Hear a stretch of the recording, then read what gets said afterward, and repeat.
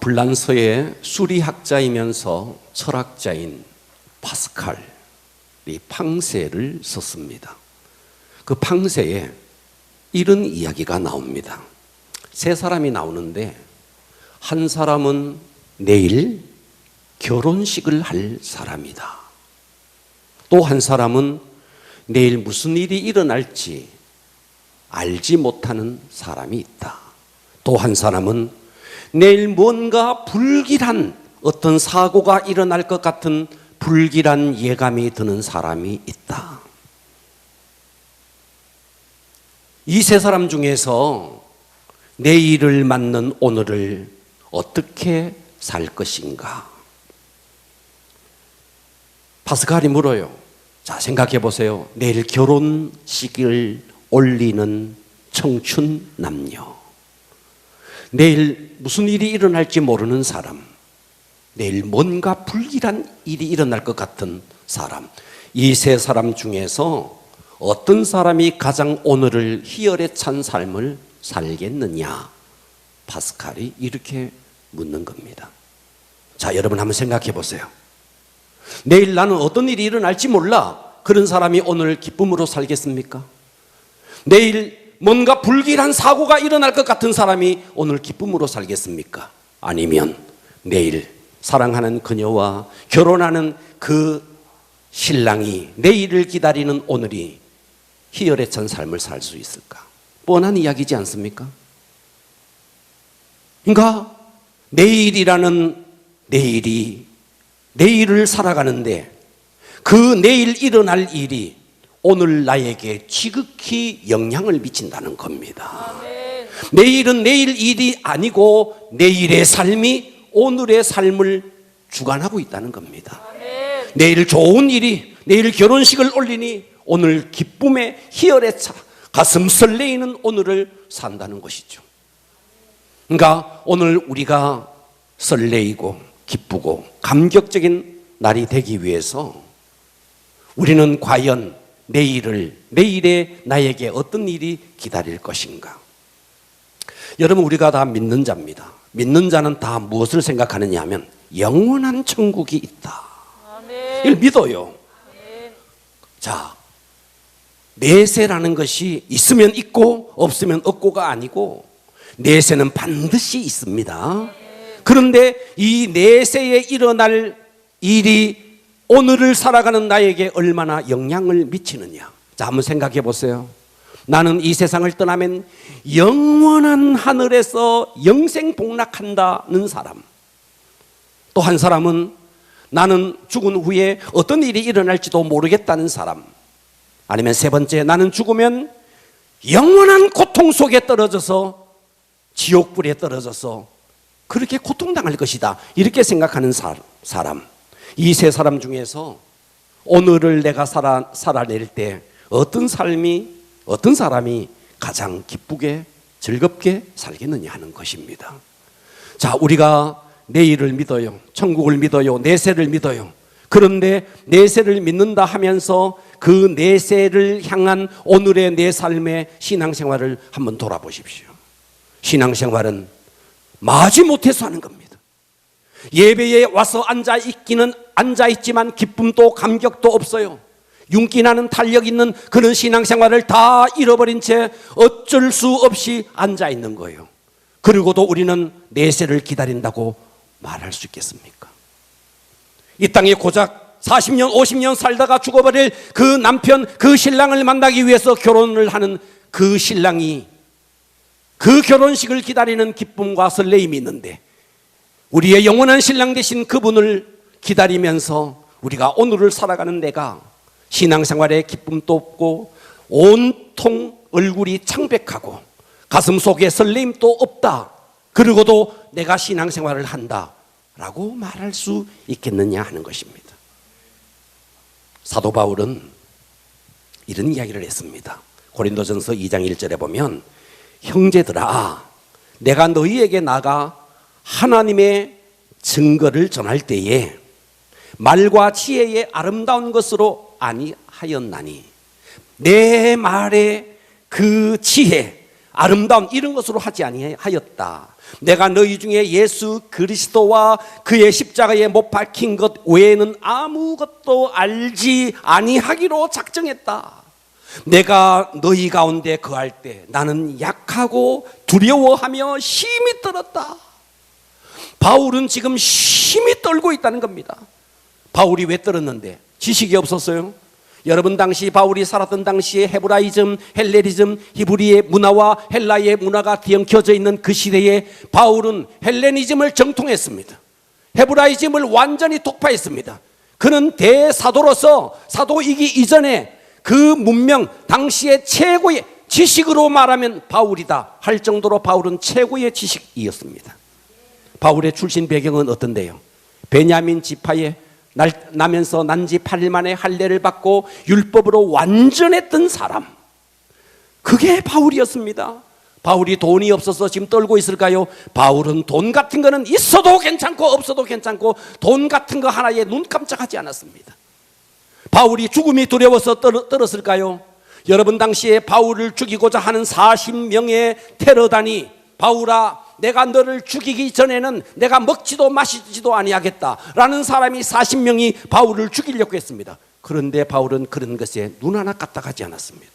그런데 바울은 지금 심히 떨고 있대요. 내가 너희 가운데 거할 때 약하고 두려워하며 심히 떨었대요. 왜 바울이 떨었겠느냐는 거예요. 지식이 없어서, 가문이 엉망이어서, 돈이 없어서, 누가 나를 죽이려고 해서 아니었습니다. 바울이 심히 떨었던 것은 딱 하나, 성령의 나타남이 없을까 봐. 내가 가서 복음을 전하는데 내 말의 지혜로, 내 말의 아름다움으로 할까 봐. 성령의 나타남이 없이, 하나님의 영광이 없이 그저 내 지식으로, 내 혀로 할까 봐. 그것을 가지고 바울이 지금 약하고 두려워하고 심히 떨었다는 것입니다. 아멘. 할렐루야. 아멘. 그래서 2장 4절을 보니까 내 말과 내 전도함이 설득력 있는 지혜의 말로 아니하지 아니하고 다만 성령의 나타나심과 능력으로 하여. 아멘 합시다. 예. 성령의 나타나심, 전도도 성령의 나타나심, 찬양도 성령의 나타나심, 기도도 성령의 나타나심, 오늘 말씀도 성령의 나타나심. 이것이 없을까 봐 바울은 떨었다는 겁니다. 그러니까 오늘 이 시대에 한번 보십시오. 성령의 나타남이 없는 찬양, 성령의 나타남이 없는 기도, 성령의 나타남이 없는 예배. 오늘 제가 말씀을 전하는데 내 말의 지혜와 아름다움으로 만일 한다, 겉으로 보면 저 사람이 설교하고 저 사람이 찬양을 하고 똑같이 보이겠지만 하나님의 영광이 없는 겁니다. 바울이 지금 떨어진 이유가 그것입니다. 그러므로 오늘 우리가 정말 사모해야 될 것이 무엇인가? 성령의 나타나심. 아멘. 할렐루야. 아멘. 그래서 우리가 똑같이 예배를 드리지만 성령으로 예배를 드리는 자와 성령으로 드리지 않는 자는 겉으로 보면 똑같아요. 겉으로 보면 똑같이 앉아서 똑같이 찬양을 드리고 똑같이 말씀을 들어요. 겉으로는 똑같아요. 그러나 그에게 하나님의 영광이 임하느냐 영광이 임하지 않느냐 하는 것은 하늘과 땅 차이인 것입니다. 아멘. 오늘 여러분에게 성령의 나타남이 있기를 축복합니다. 아멘. 성경의 하나님의 백성들이 가장 위대한 체험을 했을 때가 언제였느냐? 하나님의 영광이 임했을 때. 아멘. 그들의 삶에 가장 비참할 때가 언제느냐? 하나님의 영광이 떠나가 버렸을 때. 아멘. 그래서 광야를 지났던 모세가 이스라엘 백성들이 범죄를 했어요. 그래서 하나님의 영광이 떠나가 버렸어요. 그래서 모세는 기도합니다. 모세는 출애굽기 33장 18절에 이렇게 기도합니다. 모세가 이르되 원하건대 주여 주의 영광을 내게 보이소서. 아멘. 하나님의 영광이 범죄한 백성에게서 떠나가 버렸어요. 그래서 주의 영광을 내게 보이소서. 여러분 아십니까? 하나님의 영광은 있을 수도 있고 거둬갈 수도 있습니다. 아멘. 예배 속에 하나님의 영광이 임할 수도 있고 예배 속에 하나님의 영광이 없을 수도 있습니다. 여러분이 부리는 찬양 속에 하나님의 영광이 임할 수도 있고 하나님의 영광이 거둬갈 수도 있습니다. 오늘 이 예배 속에 어떤 사람에게는 하나님의 영광이 임하고 어떤 사람에게는 하나님의 영광이 임하지 않을 수도 있습니다. 영광은 임하기도 하고 떠나기도 하는 것입니다. 아멘.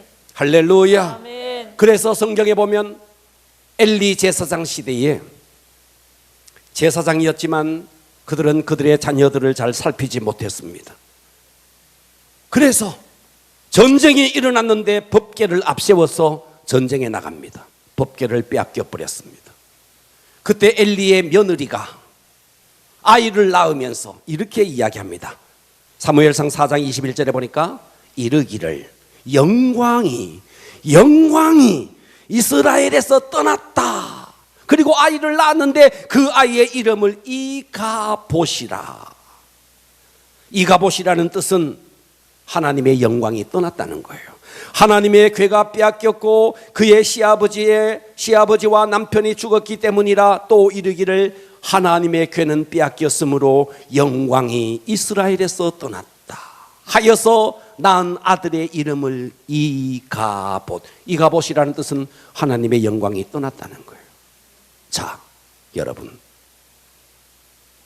아이를 낳고 이름을 이가봇이라고 지었대요. 하나님의 영광이 떠났대요. 여러분, 여러분의 이름이 혹시 이가봇이라고 지어야 되지 않을까요? 예배를 드리지만 창백해요. 윤기 있고 탄력 있는 신앙생활이 다 사라져버렸어요. 이가봇이 아닐까요? 나는 과연 예배를 드리면서 하나님의 음성을 드러내고 있습니까? 내가 드리는 찬양의 음률과 곡조가 하늘 보좌에 상달되고 있습니까? 여러분 자신 한번 돌아보십시오. 이스라엘 백성들은 하나님의 영광이 임하기도 하였고 하나님의 영광이 떠나기도 했습니다. 그러니까 우리가 단순히 예배 실패했다 이 차원이 아닙니다. 하나님의 영광이 그에게서 거둬진 것입니다. 아멘. 사람들이 돈을 좀 잃어버리면 화들짝 놀랍니다. 돈을 잃어버리면 이 돈을 어떻게 할까 경찰서에 신고하고 난립니다. 그런데 하나님의 영광을 잃어버려도, 내 기도 속에 하나님의 영광이 없어도, 내 찬양 속에 하나님의 영광이 없어도 돈을 잃어버리면 그토록 간절하면서, 사업이 흔들리면 그토록 간절하면서, 예배가 흔들리는데, 내 신앙이 흔들리는데, 내가 드리는 예배 속에 하나님의 영광의 임재가 없는데도 우리는 아무렇지도 않습니다. 여러분의 신앙생활은 안녕하십니까? 돌아보십시오. 과연 내 신앙생활은 어떤지 돌아보십시오. 하나님의 영광, 하나님의 은혜, 하나님의 임재, 여러분의 신앙생활에는 그것이 머물고 있습니까? 아니면 다 떠나가 버리고 창백한 모습만 남아 있습니까? 서울에 소망교회라는 교회가 있습니다. 그 교회 원로 목사님이었던 곽선희 목사님이 1980년대에 중국을 통해서 북한에 갔습니다. 이분은 원래 고향이 북한이었어. 가보니까 부모님이 다 돌아가시고 그 고향에 가보니까 일가 친척들이 몇치가 살고 있더래요.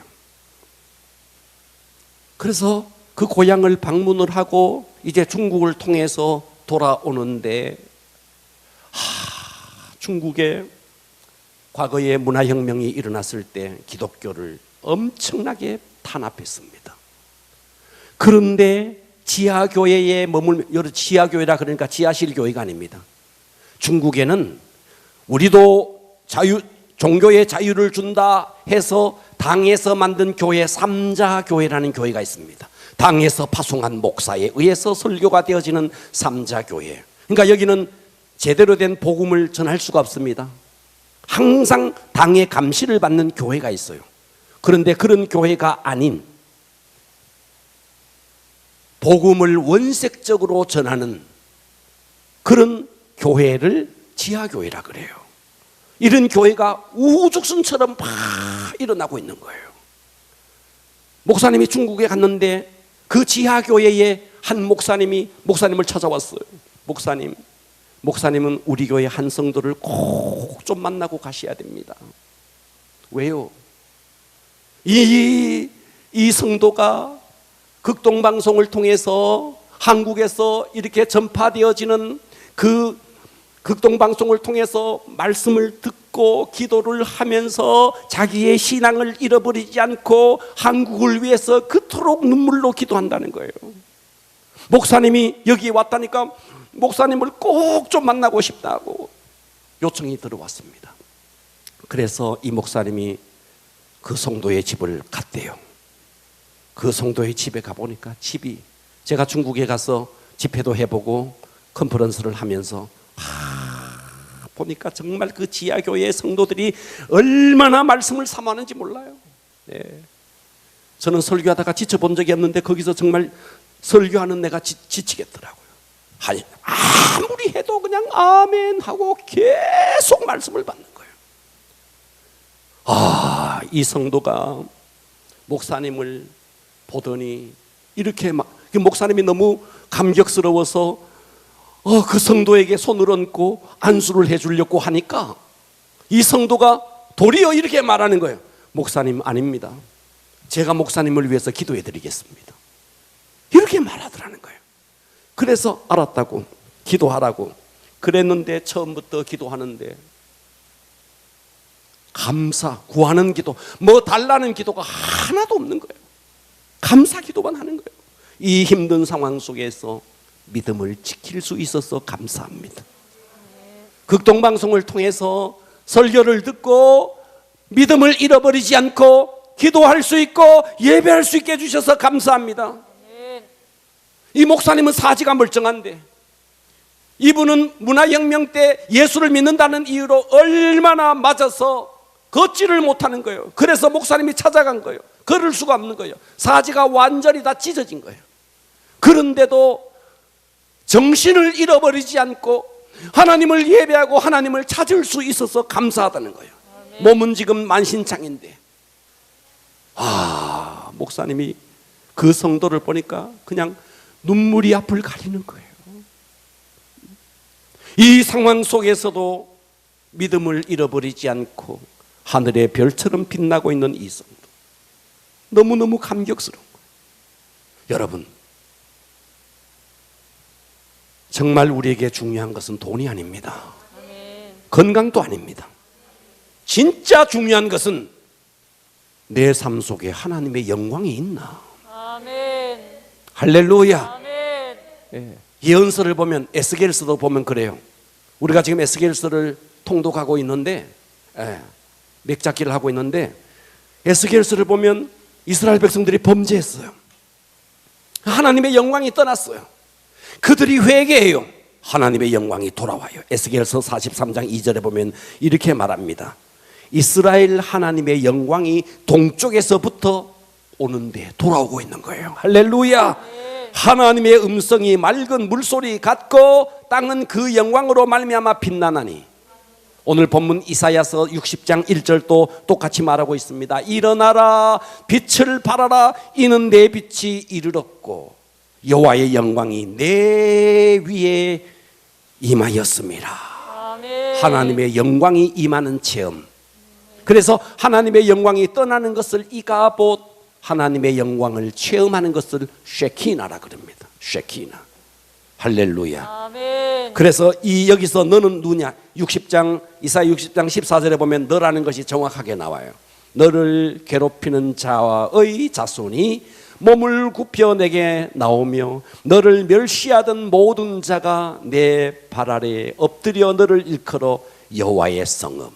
여기서 너는 사람이 아니고 예루살렘 성읍을 말하는 겁니다. 할렐루야. 아멘. 이것이 먼 미래에 와서는 바로 그리스도인의 공동체인 교회를 말하고 있는 것입니다. 아멘. 오늘 이 예배 속에 하나님의 영광이 임해야 합니다. 아멘. 여러분의 찬양 속에 하나님의 영광이 임하기를 바랍니다. 아멘. 60장 2절을 보십시오. 보라, 어둠이 땅을 덮을 것이며. 봐봐요. 오늘 이 시대 예배마다 교회마다 어둠이 꽉 덮여져 있습니다. 보라, 어둠이 땅을 덮을 것이며 캄캄함이 만민을 가리려니와 오직 여호와께서 너 위에, 오늘 이 예배 위에 임할 것이며 아멘. 그의 영광이 여러분의 위에 임하기를 축복합니다. 아멘. 오늘 하나님의 영광이 여러분에게 임하면 어떤 역사가 일어나는가? 오늘 설교의 제목은 하나님의 영광이 임하면. 은혜 받읍시다. 아멘. 하나님의 영광이 임하면 첫 번째,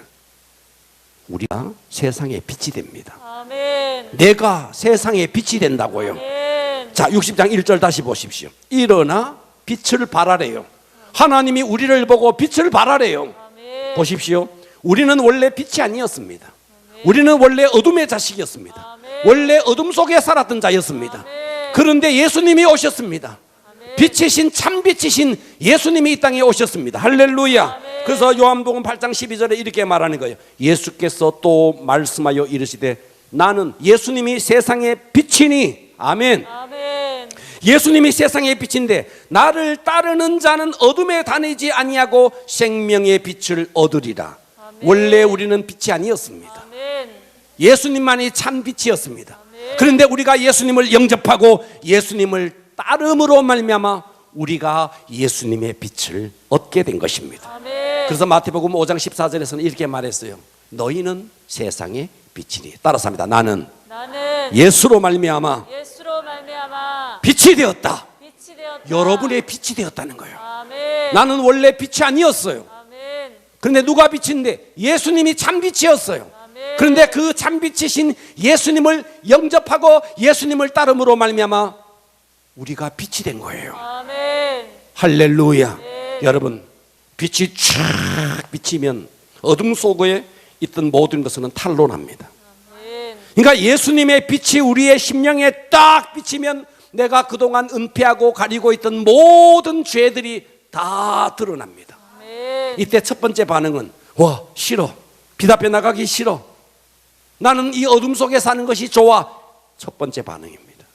두 번째 반응은 어떤 반응이냐?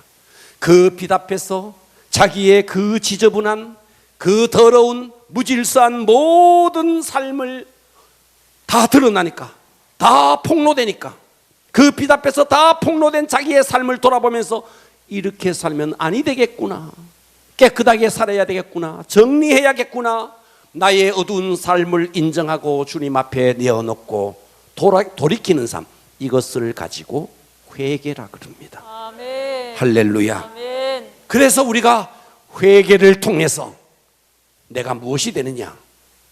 세상에 빛이 되는 것입니다. 아멘. 자, 다시요. 예수님은 참빛이십니다. 아멘. 우리는 원래 어둠 속에 살았던 자입니다. 아멘. 그런데 그 예수님을 영접하는 순간 우리도 빛이 된 것입니다. 아멘. 무엇을 통해서요? 빛이 비치는 순간 내 모든 어둠 속에 있었던 것들이 폭로됩니다. 드러납니다. 아멘. 새로운 삶을 결단하고 주님 앞으로 돌이킬 때 저와 여러분이 빛이 되는 것입니다. 아멘. 두 번째입니다. 하나님의 영광이 임하면, 여러분이 정말 빛의 삶을 살면 어떤 일이 일어나는가? 우리를 통해서 영혼이 돌아온다는 거예요. 아멘. 할렐루야. 성경을 보십시오. 60장 4절에 보면 네가 눈을 들어 사방을 봐라. 아멘. 야, 눈을 들어 사방을 한번 봐봐. 어떤 일이 벌어지는지 알아? 무리가 다 모여서 너에게로, 내게로 나오느니라. 아멘. 할렐루야. 물론 이 말은 1차적으로는 이스라엘 백성들이 회개하고 돌이키니까 바벨론의 포로에서 돌아온다는 것입니다. 그러나 2차적으로는 이 말씀은 예수 그리스도를 머리로 삼은 교회에 예수를 믿지 아니하는 이방 백성들이 너의 영광스러운 빛의 모습을 보고 돌아온다는 거예요. 그래서 눈을 들어 사방을 한번 보라. 무리가 다 모여서 내게로 오느니라.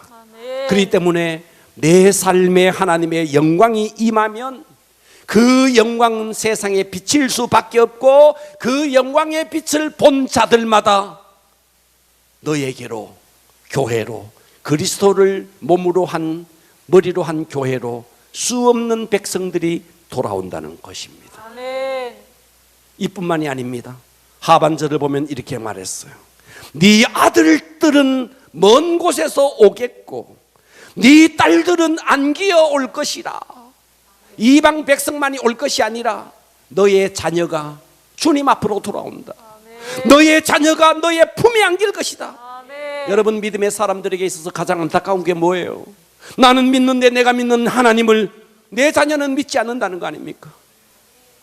나는 하나님을 섬기는데 내 자녀는 하나님과 상관없이 사는 거예요.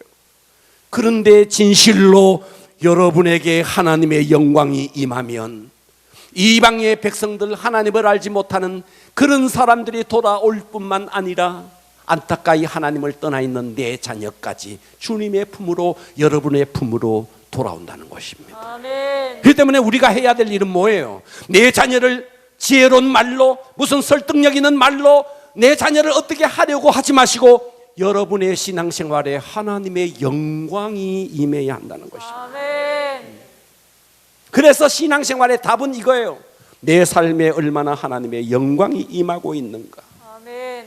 할렐루야. 아멘. 이것이 사회의 회복이고 이것이 가정의 회복입니다. 아멘. 우리는 꿈에도 소원이, 주님의 소원이 영혼 구원입니다.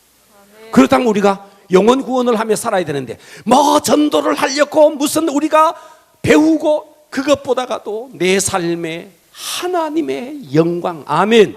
이 하나님의 영광이 임하면 그 영광의 빛을 따라서 영혼이 돌아오고 아멘. 내 자녀가 떠나갔다가 하나님 앞으로 돌아온다는 것입니다. 아멘. 그러니까 우리가 우리의 신앙생활에 하나님의 영광이 임해야 되지 않겠습니까? 아멘. 세 번째입니다. 하나님의 영광이 임하면 어떤 일이 벌어지느냐? 우리에게 부와, 눈을 좀 떠보세요. 부와 재물이, 눈 좀 떠보세요. 부와 재물이 온다는 거예요. 아멘. 영혼 돌아온다 그럴 때는 뭐 그런가? 부가 돌아온다니까? 뭐가 돌아온다고요? 부와 재물이 자, 성경을 한번 봐요. 5절 봐봐요. 5절. 그때에 네가 보고 기쁜 빛을 내며, 자 보세요. 자, 제 설명을 들으세요. 주님은 빛입니다. 아멘. 아멘. 나는 원래 빛이 아니었어요. 그런데 그 빛이 내게 비쳤어요. 아멘. 그래서 내가 빛이 됐어요. 그래서 그때에 네가 보고 기쁜 빛을 내며 네 마음이 놀라고 또 화창하리니 이는 네가 정말 빛이 되어서 하나님의 영광이 임하면 어떤 일이 벌어지느냐? 이는 바다의 부가 내게로 돌아오며, 아멘 합시다. 아멘. 이방 나라의 재물이 내게로 옴이라. 아멘. 와, 재정적인 축복도 하나님은 하나님의 영광을 드러내기 위해서, 여러분 예수 믿는다고 이런 축복이 오는 게 아닙니다.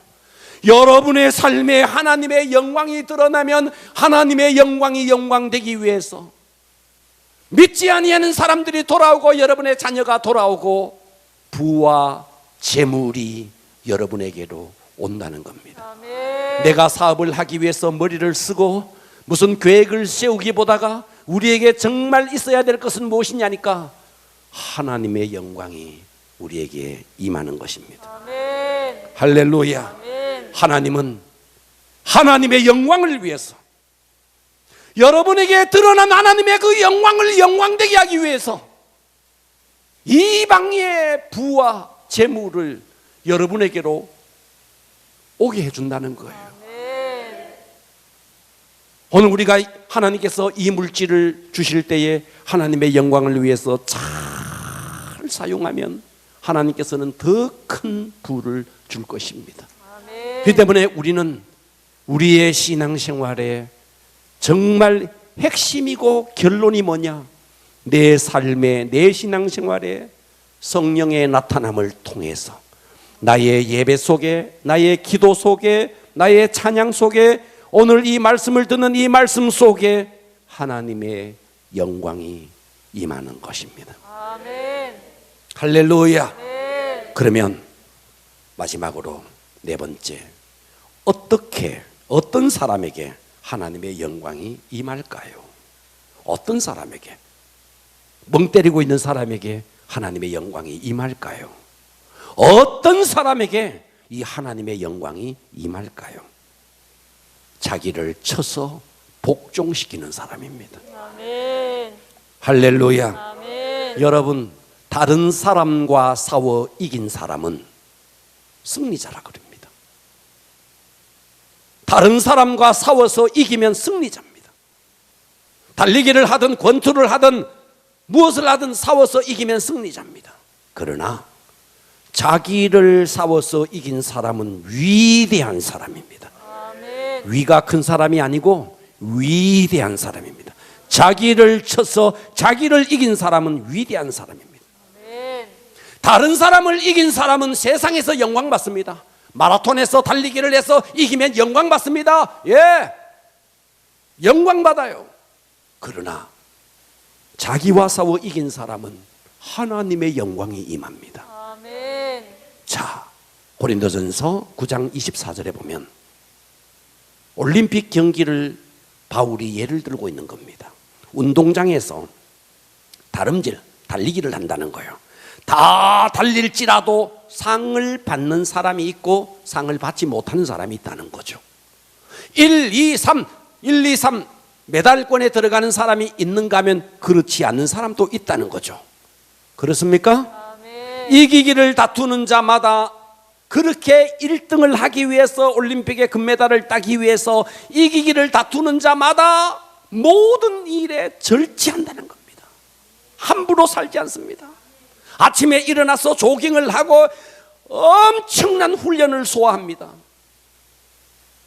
남들과 똑같이 하지 않고 절제한다는 겁니다. 할렐루야. 아멘. 그런데 그들이 하는 것은 뭐예요? 석을 승리자의 관이라는 거예요. 석을 면류관이라는 거예요. 그러나 우리는 뭐예요? 썩지 아니할 것을 얻고자 하노라. 아멘. 제가 어느 학교를 가봤더니 그 학교에 이렇게 적어놓은 걸 봤어요. 마지막에 웃는 자가 최후에 웃는 자다. 야구 게임을 할 때도요, 1회전에서 뭐 몇 점 줬어요. 2회전에서 몇 점 줬어요. 그런데 8회 9회에 갔는데 완전히 역전시켰어요. 마지막에 이기는 자가 이기는 거예요. 아멘. 달리기를 할 때도 마찬가지예요. 처음에는 1등 가요. 그런데 마지막에 가서 이기는 자가 이기는 거예요. 아멘. 여러분, 우리의 마지막은 언제일까요? 이 땅이 아닙니다.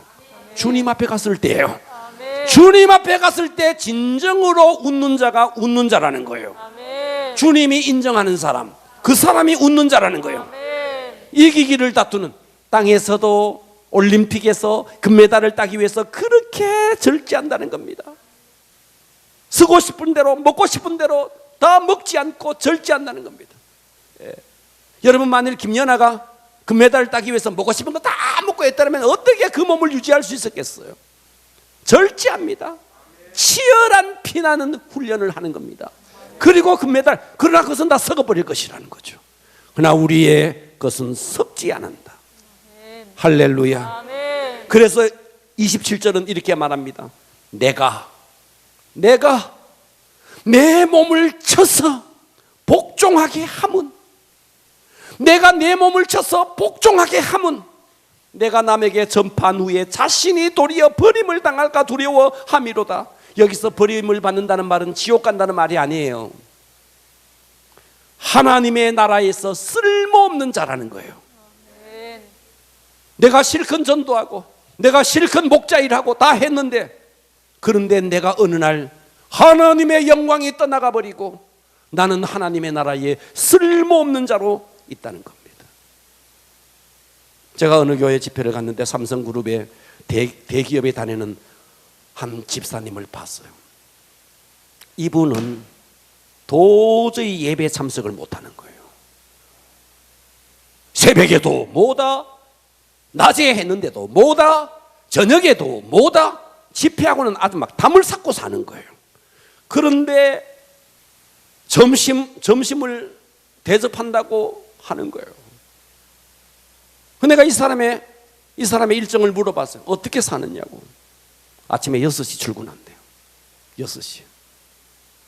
6시에 출근한대요. 그리고 몇 시에 퇴근? 12시에 퇴근한대요. 12시에 퇴근하면서 서류 뭉치를 이렇게 들고 온대요. 집에 와서 컴퓨터 앞에 앉아가지고 그걸 다 서류 뭉치를 정리를 한다는 거예요. 왜요? 안 쫓겨나려고. 삼성그룹에서 안 쫓겨나려고 발버둥을 치는 거예요. 월급 많이 주니까. 세상의 기업에서도 여러분이 생각하는 여러분 대기업 만만치 않습니다. 만만치 않아요. 예? 월급은 많이 줘요. 만만치 않습니다. 그 월급 때문에 그 치열한 삶을 살아내는 거예요. 그 치열한 삶을. 우리는 당장 내 눈에 주의 일을 한다고, 여러분이 목자의 일을 감당한다고 월급 생기지 않죠. 그러나 하늘나라에 갔을 때는 이 땅의 월급, 세상의 것과는 좋게 비교할 수 없는 어마어마한 영광을 하나님께서 여러분에게 안겨줄 것입니다. 아멘. 그러므로 우리가 하나님께 쓰임 받는다는 것 그 자체가 특권인데, 아멘. 그런데 우리는 어때요? 내가 가진 이 직분을 어떻게 생각하십니까? 예. 우리 속에는 게으르고 싶은 본성이 있습니다.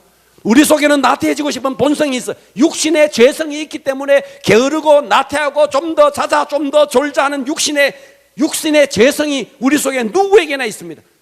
주님은 말하는 거예요. 이 육신의 죄성을 쳐서 복종시키라는 거예요. 육신의 죄성을 쳐라는 거예요. 때로는 안일하게 있고 싶지만 그것을 쳐서 복종시키고 기도의 자리에, 예배의 자리에, 순종의 자리에 나가라는 겁니다. 아멘. 그런 자에게 하나님의 영광이 임한다는 것입니다. 영광은 그냥 임하는 게 아니에요. 오늘 여러분의 신앙생활은 어떠하십니까? 여러분 피아노가 있는데 피아노가요, 현이 다 느슨해지면 아무 소리도 못 냅니다. 현이 팽팽해야 제대로 된 아름다운 선율을 냅니다. 기타도 마찬가지입니다. 예? 기타 줄이 말이죠, 느슨하게 있으면 아무 소리, 딩딩 아무 소리 못 냅니다. 제대로 다 압력이 들어가야 됩니다.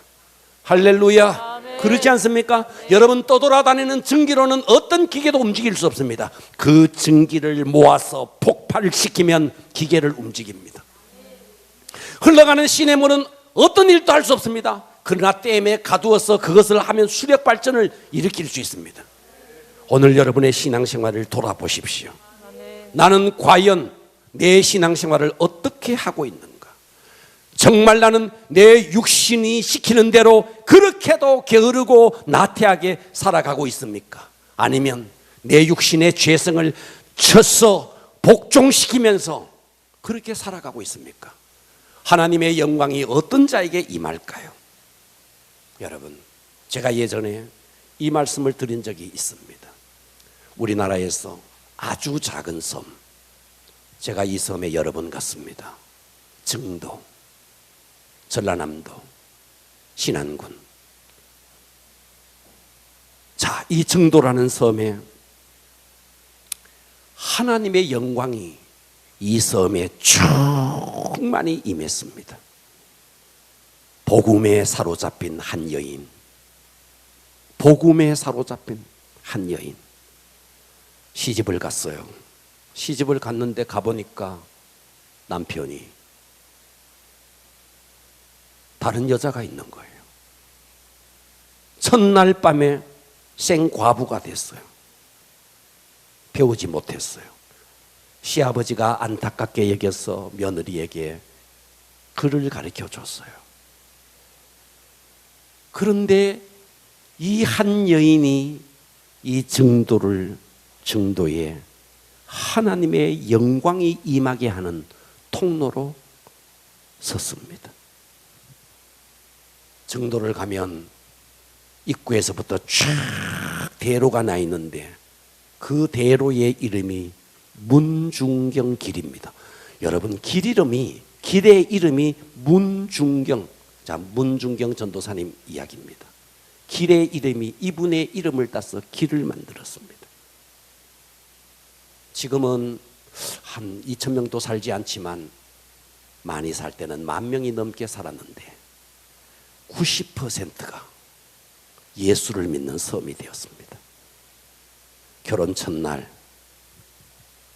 남편이 다른 여자가 있다는 사실을 알고 소박맞고 생가부가 되어서 겨우 시아버지를 통해서 그를 깨우치고 결국 목포로 나왔어. 목포에서 당시에 한국교회 부흥회 역사를 새로 썼던 이성봉 목사님이라는 분에게 부흥회에 참석했는데 거기서 복음을 받아들이고 남은 생에 복음을 위해서 살리라. 그래서 서울로 올라가서 경성신학교에서 신학을 하고 자기를 학대하고 자기를 버린 증도로 다시 돌아와서 전도를 합니다. 소박맞은 여자가 전도를 하니까 누가 이 여자의 전도를 받겠습니까? 그래서 이 문중경이라는 신학생은, 전도사는 이제는 어른들에게는 전도해도 전도가 안 되니까 아이들에게 가서 전도하는 거예요. 이 전도사님이 찬양을 그렇게 잘했대요. 예수 사랑하심은 성경에서 배웠네. 우리들은 약하나 예수 권세 만투다. 날 사랑하심 날 사랑하심 성경에 써있네. 이 찬양을 막 부르면 애들이 막 온다는 거예요. 그러면 그 애들에게 성경을 가르치고 기도를 해주고 사탕 주고 아프면 집에 찾아가서 기도해주고 아이들이 복음을 받아들이고 아이들이 막 변하기 시작하는 겁니다. 말 안 듣던 아이들이 부모의 말을 듣기 시작하고 행실이 나빴던 아이들의 행실이 다 바뀌어지니까 부모들이 막 감동을 받기 시작합니다. 보통 사람은 1년에 고무신을 한 켤레를 신는데 이 사람은 1년에 고무신을 9켤레를 신었대요. 왜? 매 돌아다니면서 전도를 하니까. 그 정도 주변에 섬들이 1004개의 섬이 있답니다. 1004개의 섬. 그래서 천사의 섬이라 그런대요. 그 섬마다 물이 좀 잦아지면 그 물길을 길이 난답니다. 섬과 섬 사이에 길이 난답니다. 물이 빠지면 그 길을 통해서 섬마다 다니면서 복음을 전했는데 가봤는데 문중경 전도사가 세운 교회가 100개가 넘는 거예요. 한 여인이 소방 맞은 한 여인이 세운 교회가 100개가 넘는 거예요. 그 목사님, 그 전도사님의 전도를 받고 여러분은 잘 모를 거예요. CCC 운동을 일으켰던 김중권 목사, 가정사역을 하는 정태기 목사, 그리고 성결교단의 부흥사 이만신 목사, 유명한 신학자 신복윤 박사. 여러분 저는 너무너무 잘아는 사람이죠. 이분들이 하나같이 다 어렸을 때에 이 문중경이라는 전도사의 전도를 받고 복음을 받아들인 겁니다. 놀라운 일이죠. 한 여인의 심령에 하나님의 영광이 임해버리니까 천사의 섬. 한 여자에게 하나님의 영광이 임해버리니까 섬 자체에 하나님의 영광이 임했어요. 그리고 그는 증도에서 가장 높은 산 위에 올라가서 복음이 이 증도에만 있어서는 아니 된다. 한반도에 이 복음이 있어야 된다. 그래서 그는 새벽마다 가장 높은 산에 올라가서 두 손을 들고 한반도 이 대한민국을 중보하면서 기도했습니다. 한 여인에게 하나님의 영광이 임해버리니 이런 역사가 일어났던 것입니다. 제가 오늘 서두에 파스칼의 팡세 이야기를 했습니다.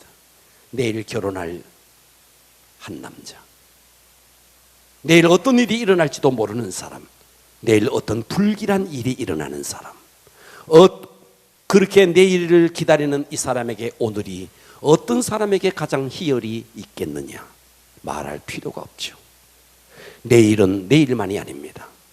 오늘의 내 삶에 영향을 미친다는 것입니다. 아멘. 그렇다면 오늘 저와 여러분의 영원한 천국이라는 것을 믿는다 하면서도 우리의 신앙생활이 이토록 창백하고 그렇게 신앙생활이 버겁고 힘든다는 것은 여러분은 과연 천국을 믿고나 있는 것입니까? 묻고 싶은 것입니다.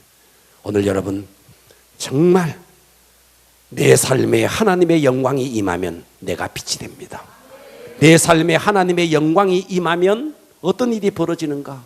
여러분, 이웃이 돌아옵니다. 아멘. 내 자녀가 돌아옵니다. 아멘. 이것을 떠나서 더 재물이 돌아옵니다. 아멘. 하나님의 영광이 영광되기 위해서 부와 재물을 하나님께서 우리에게 보내주신다는 것입니다. 아멘. 어떻게 하면 될까요? 나를 쳐서 복종시키는 것입니다. 아멘. 기도하겠습니다.